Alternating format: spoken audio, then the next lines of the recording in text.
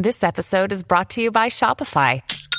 Forget the frustration of picking commerce platforms when you switch your business to Shopify, the global commerce platform that supercharges your selling wherever you sell. With Shopify, you'll harness the same intuitive features, trusted apps, and powerful analytics used by the world's leading brands. Sign up today for your $1 per month trial period at shopify.com/tech, all lowercase. That's shopify.com/tech. This episode is brought to you by Kia's first three-row, all-electric SUV, the Kia EV9, with available all-wheel drive and seating for up to 7 adults, with 0 to 60 speed that thrills you 1 minute and available lounge seats that unwind you the next. Visit kia.com/EV9 to learn more. Ask your Kia dealer for availability. No system, no matter how advanced, can compensate for all driver error and or driving conditions. Always drive safely. Hey guys, welcome to this week's podcast episode. I'm really excited about today's guest, Ralph Estep, and he's an entrepreneur, and most importantly, he's an accountant, he's a podcast host, he's an author, he's a father, husband, business coach, and I'm really excited about today's conversation because it's all about business, and we're going to talk about exploring the intersection of technology and finance, which is going to be really interesting, business growth, and I love welcoming guests such as Ralph onto the show. So Ralph, welcome. Oh, thank you for having me. I truly appreciate the opportunity. Yeah, I know. I love having guests such as yourself because it adds credibility and a lot of experience, and kind of talk about your journey starting out and how you came to do what you're doing today.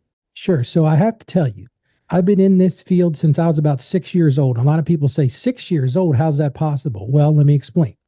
So I come from an accounting family. So dinner table conversation when I was a young guy was talking about taxes and talking about accounting and fixing people's finances and helping people in small business. So I grew up in that. And that's just sort of taken me to where I am today. So it's been a labor of love. It's been a over 30-year course of action. So that's how I got where I'm at today.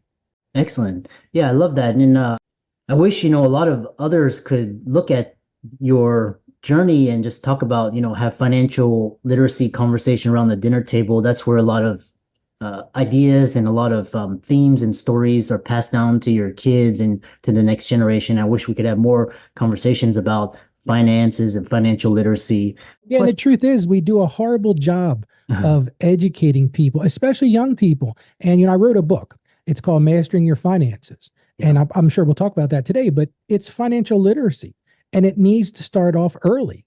Yeah.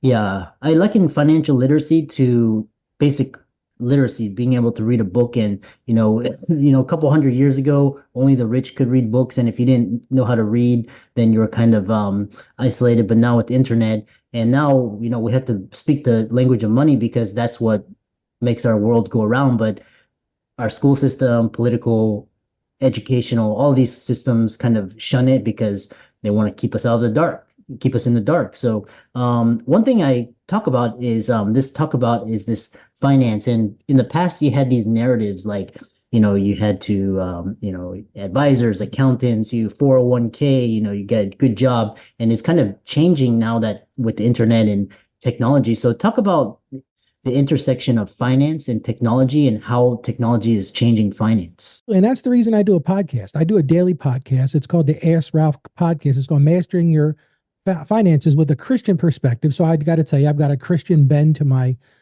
philosophy. But basically, the truth is, you can reach out on the internet now and find people like myself who are doing these podcasts. And we're promoting information. We're promoting knowledge. We're promoting, a way for you to grow yourself, your financial literacy. And it's absolutely free. I'm not looking to make money off of it. I'm looking to help. Here's the deal. When I hit 50 a year or two ago, I realized that financial benefits don't fill my tank anymore. That's just the truth. And now my goal is to reach people. Now, how do I do that? I do that through my accounting practice. I do that through my consulting, my coaching practice with small business people. I do that through my podcast. I do that through writing books, because the truth of the matter is we all have a purpose here. If your purpose is solely to make a buck, you're going to fall flat and you're going to be very disappointed, because you're going to wake up one day and realize that you haven't met your purpose. And when you live in that purpose, and for me, that's building financial literacy. That's showing people how to be successful. And I'm not measuring success by how much is in your bank account, because you can be a crook and be successful. If we're looking at financial, how much money you have in your bank. But if you're impacting lives, if you're meeting your God-given purpose, that's my goal. Yeah. I love this purpose. And, money is just a currency. It's a resource that we can use to help others. But unfortunately, in the West, we equate money with status and fame and celebrity.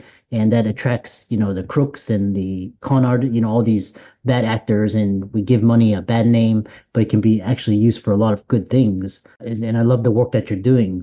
The next question is, how are you seeing the savings and patterns and consumption patterns of, for example, millennials, Gen Z, compared to Gen X and the boomers? How are their views about money changing?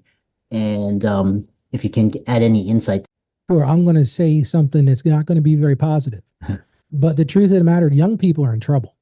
They really are. I don't see young people with the skill set that they need to be financially successful. And here's the deal, right? When our parents were younger, there was things called defined benefit retirement plans.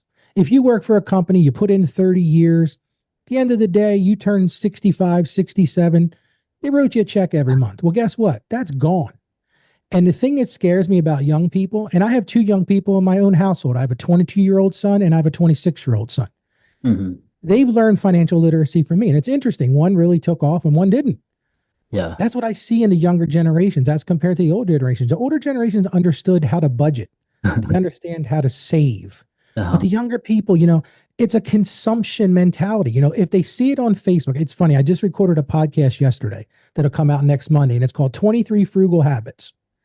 And I didn't use the word cheap intentionally, frugal, right? But some of those habits are, look, if you can't afford to eat out all your meals, don't.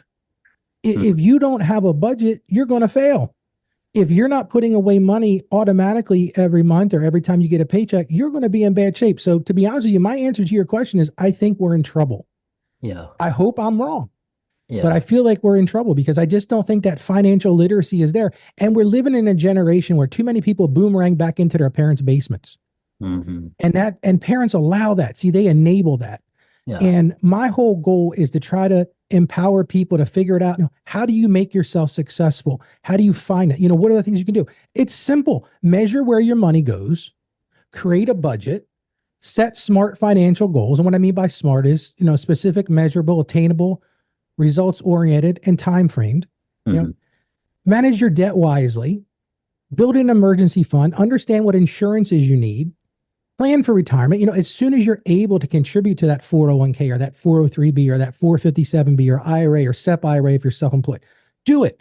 And then use somebody like myself to do a good job with your taxes. And finally, make sure you've got good estate documents. That's the whole key to this whole thing. And unfortunately, people go on Facebook, they go on TikTok, they go on YouTube, and they just scroll through and they see what everybody else has. And it's so easy to click on Amazon. I need that today. But how many times do we do intentional buying? How many times do we sit back and go, do I really need that? Or is that a want? Or is it a need? So to answer your question, I think we're in a want generation. Yeah. And I think our parents and the older generation was more of a need generation. And that worries me. Yeah. And it's so hard because you have, especially you have social media and you've got the media. And I basically stopped watching TV over 20 years ago. And it's just because it's just a bunch of garbage and it's, just kind of promoting this consumption and, this me thing. The other thing I have a question about is because I talk to a lot of younger physicians and they say they see the government spending on frivolous things like wars and invading countries, and here people can't afford healthcare, education. Now the cost of housing, people can't afford houses, and these things are becoming more and more reserved for the rich. So, and they're like, well, this system doesn't apply to me, so I'm not going to listen to old advice because that doesn't apply, and this they don't have my interest. So how do you address that? And also, for example, the federal government, 36 trillion in debt, and it just keeps going more and more into debt. And they can't fund their the revenues with regular taxpayers. So this kind of the government is providing a bad example for others. So how do you? And so here's my opinion. So 2 years ago, I told all of my clients, mortgage interest rates are going to triple. They just about did that. You cannot continue to spend and spend and spend and spend. Now, you mentioned war. Nobody's a fan of war. My son's in the Coast Guard. Okay. Yeah. He's out there serving on the front lines. Do I want him to go to war? No. There are times when, as a country, you have to go to war. I get it. Right. But we can't be the world's policeman for everybody. But anyway, getting back to what I said, here's my true belief. I think after the presidential election, we're in for Great Depression #2. I think it's going to get really ugly, no matter who wins. Yeah. I think we're going to have double-digit inflation. I think you're going to see mortgage interest rates back into the teens. You're going to, I hope I'm wrong. I truly hope I'm wrong. But think about this. You've got so many people that have checked out who aren't contributing. So to answer your physicians and your people that you're talking about, I get it. They're upset. They're paying the highest. Look, the middle class pays most of the taxes in this country. That's just the truth. That's what I do for a living. I know that for a fact. And it's so discouraging when you get that pay stub and 35 to 40% of your check is gone. And you say, where did that money go? It's going to things I don't want to support. I get it. I think as Ronald Reagan said, the worst thing you can do is get a knock at the door and say, I'm here from the government to help you. They're not here to help you. And I'm not bad mouthing the government, but the truth is we've got to put a stop to spending. You cannot continue you're not going to spend yourself into prosperity. All bills need to get paid. So at some point, either taxes are going to have to go up. That's an inevitability. Or we're going to have to really look at social entitlement programs and cut them dramatically. Or look at Social Security. It's like the third tier they talk about. Can Social Security fund itself? I did a podcast last week about this. Some myths about Social Security. A lot of people say Social Security is going to fail. I don't think it's going to fail because too many people are relying on it. You'd have people, living in the street if you did that. Yeah. But for them to say, hey, the new Social Security retirement age is 70, I could see that happening. Yeah. So to answer your question, Big Bird, I think we're in trouble. If we don't put a hold on spending, we're going to be, I don't know how you fix it at this point, to be blunt. Yeah. It's going to take some significant changes to the way we do business. And the problem is the people we send to Washington, whether they have an R or a D after their name, have no interest in the common person. That's just the truth. What they're interested in is power. I get it. I've served on, a small town council. I get the power part. But it doesn't help in the long run. You cannot spend yourself into prosperity. And that's what we're trying to do. We're trying to give, just come on in our country. You're welcome with open arms. Don't contribute. Here's money. Here's a cell phone, all these type of things. And we're destroying our country from the inside out. How does someone start protecting themselves from, just frivolous governments and, our kids are going to inherit that debt. And, it's, I think it was predicted, over 300K in debt for just like one person in the future. So what do you do? Like, I know, budgeting and saving, but then, some of that goes to taxes and it's wasteful and inflation. So what do you do? So I'm going to take my faith here and I'm going to put my faith hat on a little bit. And the truth is there's only so much you can do. Get your financial house in order. Absolutely. Do the right things. Get your children and your, the people around you's financial house in order. And you got to be prayerful and say, look, is there a way to fix this? I don't think we're going to fix it on our own. I think you have to have some faith in saying, God's got a plan for this. And that's not a popular thing to say. My second book I wrote is about, called The Gospel of Entrepreneurship. Most people think you have to check your faith at the door, but you don't. Your faith is who you are. It's your character. So getting back to your question, I think we have to find character. We have to find that on an individual basis, and we have to find it as a culture. We have to find it as a country. What is our character? What do we stand for? Because the only way you're going to fix this is if you stand for something, have character. You need to contribute. In the Bible, it says, if you don't work, you don't eat. Well, maybe that's what we need to get to. We've got an entitlement system where I think the number's like close to 50% of people in some sort of government assistance. So it brought down the Roman Empire. Yeah.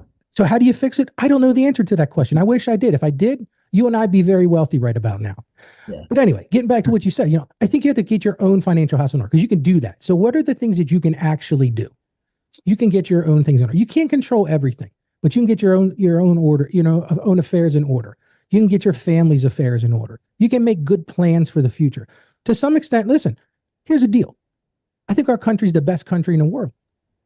right? So where are you going to go and get any better? So it's not like, well, let's all escape, let's run to so on and so forth. Let's go to Canada, let's go to Mexico, pick a place. I don't care. I still believe that America is the best place to be successful. I just think that we need to look at how are we going to build ourselves up and how are we going to define our character moving forward. And it's going to take leaders. It's going to take young people saying that, look, I'm not checking out from government. I'm not letting go of government. I'm going to get engaged, because the more people that get engaged, the more likely we're going to have success.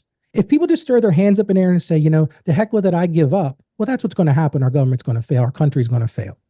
The other question I have is, how do you see AI and all of these new technologies? Because the internet, and you had social media, you had smartphones, you had search, you had mobile cloud, and now AI, and everybody's saying AI is going to really make things better, but then you're going to put people out of jobs, and we're going to have universal basic income. How do you see technology playing a role in all these financial issues? Well, see, I think AI is a double-edged sword. I use AI in my practice every day. I think it's very useful.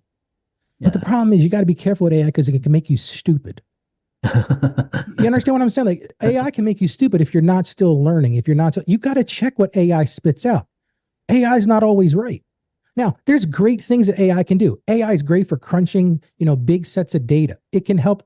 I've got a client that's a research scientist. AI is great for that. It crunches in, and he said to me, he said, Ralph, most of the time it's right, but sometimes it's not. So technology and all those things are great if we don't allow ourselves to get dumbed down to where, like I said, we're scrolling through TikTok and everything in TikTok is right. But guess what? It's not going to make you successful. You've got to go and invest in yourself. Go learn things. Go find knowledge. You're not going to go onto Google, into whatever they call that now, the AI part of Google or Chat GPT, and find all the answers. Yeah, it'll help you get there. It's a tool, but it's not the answer. Yeah. Yeah, I love that. Because just talking with, basic financial literacy is basically you have an income, you save some of that income, save it for a rainy day, you save, keep your expenses, live within your means. And then from there, you can invest. These are more advanced strategies, tax planning, estate planning, all of these different things. I really love your motive and your spark and your why. How can people find out more about you if they want to learn more about personal finance, taxation strategies, check out your podcast? How can they do that? It's really simple. AskRalphPodcast.com. AskRalphPodcast.com. It's all there. I have over 300 episodes out there. I do YouTube videos. My books are out there if you want to schedule time. I meet with clients all over the world, because guess what? America is fantastic. And other people want to know how we're doing it here. So you can go right onto my website. Like I said, AskRalphPodcast.com/store. You can buy my books there. You can schedule time with me there. And you keyed into something a few minutes ago. What most people don't take the time to do is understand where their money is going. The first thing I do when I meet with a new client is I say, look, for the next 45 days, I want you to write down everywhere your money goes. You will be shocked how many people have no concept of where their money goes. Well, you're never going to fix a problem until you know what the problem is. So we can have all the discussions, pie in the sky, great, do this, save for that. But if you don't know where your money's going, and I'm not picking on Starbucks, but if you're dropping $25 a day on Starbucks and wondering why you can't pay your bills at the end of the month, well, guess what the problem is? The problem is you. Look in the mirror. You're looking back at the problem. But you've got to go and find out where that is. And that's why I promote my book, Mastering Your Finances. It starts out with, where does my money go? People don't have any concept that they don't know where their money is. Well, guess what? If you don't know where it's going, I can't help you. But once you figure out where it's going, then I can help you. Then we can come up with ideas of how to fix it. Yeah. Yeah, I love that. Yeah, because I see people, they'll spend, thousands of dollars on the Super Bowl or on alcohol, or, but they won't spend, money on a book that could change their lives and change their health, change their relationship. It's just interesting how, the mass culture thinks. And but a really fascinating discussion. And for all the audience out there, be sure to follow Ralph on his podcast, his social media, give him a like and follow. Check out his book on Amazon as well as his website. All of those links will be in the resources in the show notes. And with that, thanks so much for coming onto the podcast. Oh, you're welcome, Christopher. Thanks for having me. I really enjoyed our discussion. I think it was more lively than you expected, maybe.